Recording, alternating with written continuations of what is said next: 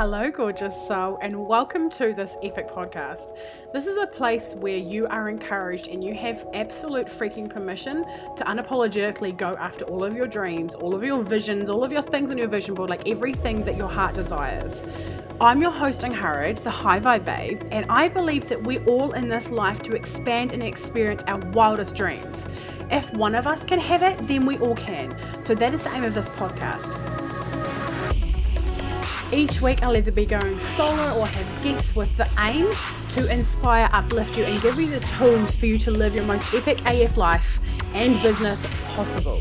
You can find me on Instagram with the handle @HighVibeBabe. Now let's get into today's episode. How are you doing? Oh my gosh, I'm so very, very excited to get into today's live, which is in launch for my new program called The Human of Wealth. Now I decided instead of doing a webinar this time, that I would do, I'm just going to drop this down a little bit, there we go, that I would do a free live series because I love live series personally. I get so much value out of them, but also I knew that I could add so much freaking value into your life with this thing that got downloaded to me. So here I am.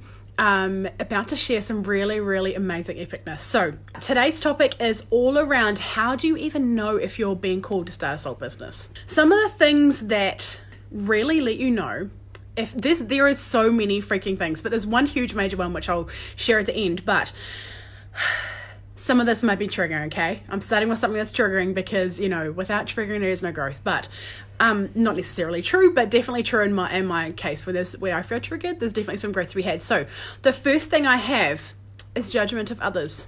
Those people you judge for having that influencer business, because our judgments are actually just based on a hurt or insecurity of our own, right? So if you're judging someone for their business, chances are there may be something you should look into there. Maybe you really desire to be an entrepreneur or desire to do something really similar to them, or just the fact that they've like jumped out and done the thing that you know, like, and put themselves on the line, open to judgment, or, you know, all these things.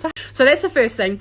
The second one, which I think is a beautiful indicator, is what are things that you like to consume? Do you love watching influencers? Do you love reading food blogs? Do you love watching YouTube channels about hairstyling? So the things that we love consuming are actually really good keys, because if these can often be really good keys that we mean to have a business and something like this. We can go deeper into this later on, but that's just for now.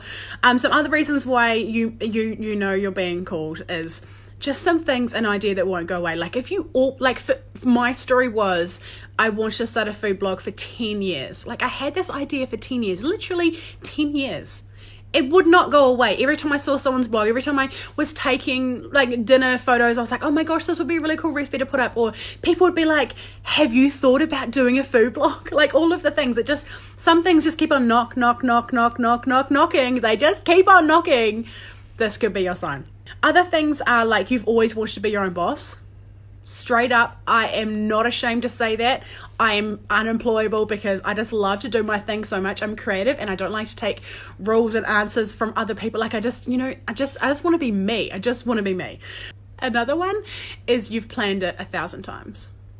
The business that you want to launch, you've thought about all the things, you've done all the research, you've looked at how to start the website, you've looked at the cameras you would need for taking the photos of the food, or the other thing is you have really good advice for other people. Like, are you the one who suggests to other people, or you have these thoughts in your mind like, oh my gosh, you should do this? You'd be really good at that. Like, are you really innovative? Like, do you think of other people's, honestly, is this resonating, any of this resonating with you? Oh my gosh. What are some things that you always have the blocks about? Some things that you always have a limiting belief around. Like, do you not want to start a food blog because you're too worried about what other people would say? Do you not want to go into the Reiki course because you don't have the money to, but then you actually find the money to go and buy the shoes next weekend that you know, and you look back and you're like, oh, I could have probably afforded it. Like, what areas do you have all these limiting beliefs around? Like, do you want to do travel blog, but you're like, oh, I'm not good enough at photography, so I just can't. Where are your limiting beliefs? Because what's our limiting beliefs doing? It's designed, our subconscious mind is designed to keep us where we are because it's our safety zone. So for me, when I see things that are like flying up all the time, these limiting beliefs, it seems so counterproductive. But every time I dig in and go to the limiting belief, I'm like, oh, oh, I actually want to do that, but I didn't know that until I dug into it and did some journaling and like went into why I dojo, went into why I felt triggered by this, or went into why I just feel like I can't do it but other people can. Because there's a law called the law of oneness. It's not just law of attraction, There's 12 universal laws, and one of them is called the law of oneness. Whereas if I can do it, you can do it. If Oprah can do it, you can do it. If the travel blogger that you watch all the time can do it, you can do it, girlfriend. So dig into the limiting beliefs, because there is nothing on this planet that says you can't do it in according to the law of oneness, all right? And the biggest thing is, guys, you know, often it's just a knowing. It's a soul calling. It's a whole body yes. Oh, hell yes. It's things that always come to your visualizations. It's things you always dream about. It's things that you always hear people talking about doing, and you're like, yes, you need to do this, and you support them so hard out. It's just this knowing. Like, honestly, guys, it's just this soul part, because we're talking about soul business, right? We're not talking about starting an accounting shop where you can just earn $1 million and you didn't actually enjoy the work. No, we're talking about a soul calling that's going to serve a greater purpose, that's going to help you, that's going to fulfill you in a way that no other job ever could. So there's going to be an element of, I just don't know why, it just is the right thing for me to do. So that is like a huge indicator. Like one of the things, obviously it's the most irrational of all of these things. That's the reason why I've done some like rational things too. But let me tell you, girlfriend, just the knowing is the most powerful thing when it comes to business. It certainly has been for me. If you're resonating with any or all of these things, the Human of Wealth, my program, is going to be absolutely perfect for you. We're going to go deep into the strategy behind these blocks and really go through as to how you can create an impact in this world through your soul walk, and how you can be paid for it. Like, I don't believe that we're given passions, especially these days with the internet. I mean, come on, girlfriend. We aren't given these passions and these soul callings to not be able to provide for our family, or provide for our lifestyle, provide for us by following our soul work. Because the world needs these, people say light workers or positive people, or like all these things. How much happier would the world be if everyone just did the work they loved? Some people genuinely love the shit out of accounting. Some people genuinely love the shit out of cleaning. Some people absolutely love being creative and doing graphics design. Some people love taking photos. Some people love building buildings. Like, if everyone just did their passions, how much happier would this world be?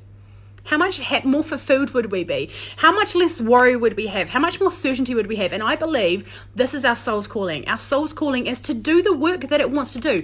Because how many hours do we spend working, guys, in a year? I haven't actually calculated this, so I don't have the actual facts. But you can imagine that it's a lot. Now, one of the things that Libby took us through today, I came to an event. So we did a visualization. It was absolutely amazing, out of this world. And then she asked us, what do you spend the most time thinking about? What's in your day-to-day life? What do you spend your most time in? What do you spend your most time thinking about, doing, acting, thinking, being, all the things? And then we wrote down a list.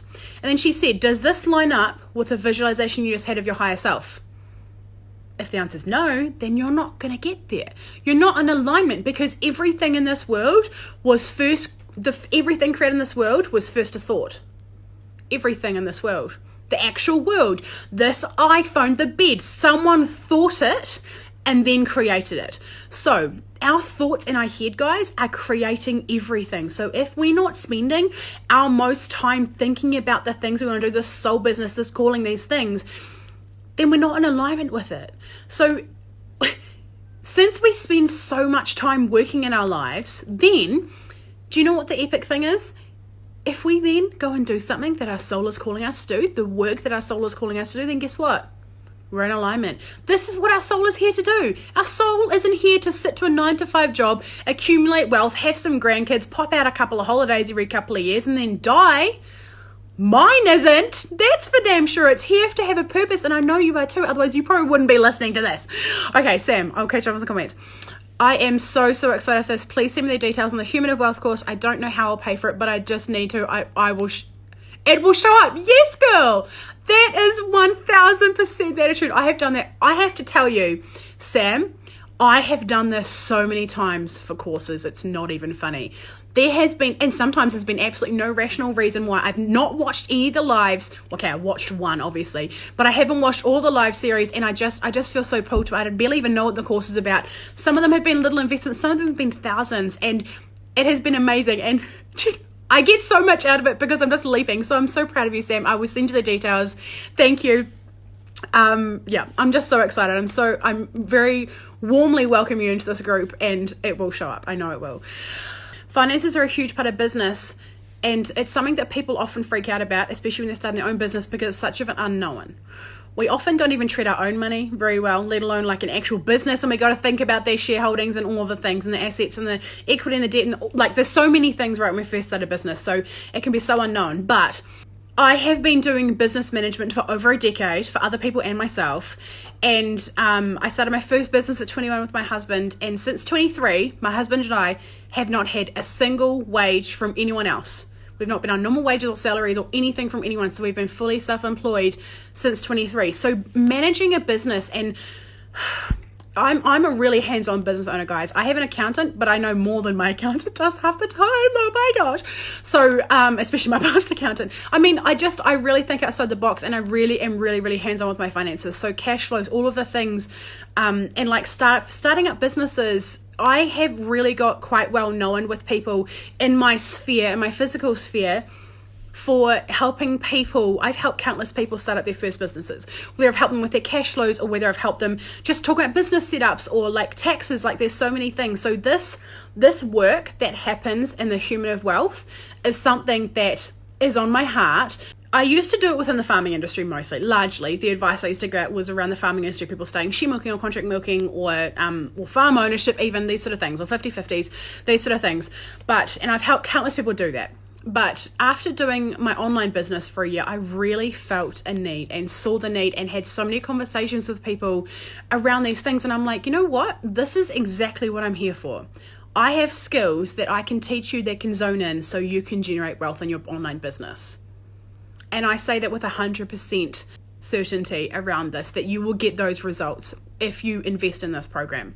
All of my programs, I actually teach based on a place of in mastery. Now, if you don't really get what that means, if you haven't, it's something that gets thrown around quite a lot in my realm, in the coaching realm. But basically, I don't teach on things that I haven't really integrated at huge, deep levels and seen huge transformations in my life already in my life. So I lead from a place of I fix me, and then people want to see what I've done. I don't like do a course and then regurgitate the information. This is stuff that I have seriously integrated, guys, like at a really deep level. And it's something that it can be scary because so many people throw around these statistics like, I don't actually know what they are. So say 80% of businesses don't get past the second year. Or like it's really hard in your second year of finances because you have this whole lot of tax and then it gets cripple you and blah, blah. Like there's so many limitations and it can seem so scary, guys. But honestly, if you get the right advice, it doesn't have to be as scary. And I got the right advice and I've learnt it. And so I'm here to show you, okay? This is a quick, snappy course. This is a quick, like a very intense, what I've learned over 10 years is in these 3 weeks. I know it can feel really scary. I know you have, oh my gosh, I want to welch up thinking about this. I know you have all of these things swirling around your head, all of the doubts, all of the reasons, all of the fear, all of the time that your auntie tried to start a nail clipping business and she ended up going under. And like there's just so much evidence in the world as to why you couldn't make it. But I'm telling you, partner with me and you can make it. I can help you. You can help. But you know what? I'm going to empower you to empower yourself. That is the most amazing thing. Because when you're working, like I was so happy with my first accountant, he allowed me the space for me to grow and empower myself. And that was one of the biggest blessings I was ever given. And it's something that I'm very much looking forward to passing on to people because there's no point in just, you know, you can go to a physio and they can heal you, right? They can, well, not, you know what I mean. They can give you the tape and they can do the massages and they can fix you, but you don't know how to fix your calf injury next time. You don't know how to like fix your sprain other than rice it, right? But this stuff, you will walk away feeling like an empowered business owner. You will understand all the strategy behind running a business. You might have things, feeling, thoughts, I'm not smart enough. I don't have these skills. I've never been good with money. I've never been good with numbers. I'm not responsible enough to be a business owner. Why would I be able to do it when other people can't? I know how it feels. These are things that I've all felt in my past. And look at me now. A much different person. And so I have created this course for women who want to be empowered with money, who want to rewrite their money story, and they want to bring their soul business to life with so much freaking fire that their visionary is like, yes, we can do everything we need to do because we've done the human side of money and we have the resources and we can get the best ROI, and we just set up and ready to freaking rock and roll. So the Human of Wealth begins on the 4th of December, guys, which is next Wednesday, like not far away. This program is $111 US. I laugh every time I say that because I'm just so proud and I can't believe how much stuff is in this for this value. I'm so excited. I cannot wait. So a few spaces have already sold and I would love to have you in this group. Thank you so much for being here. I'll see you very soon. I'll see you tomorrow for day 2. Bye.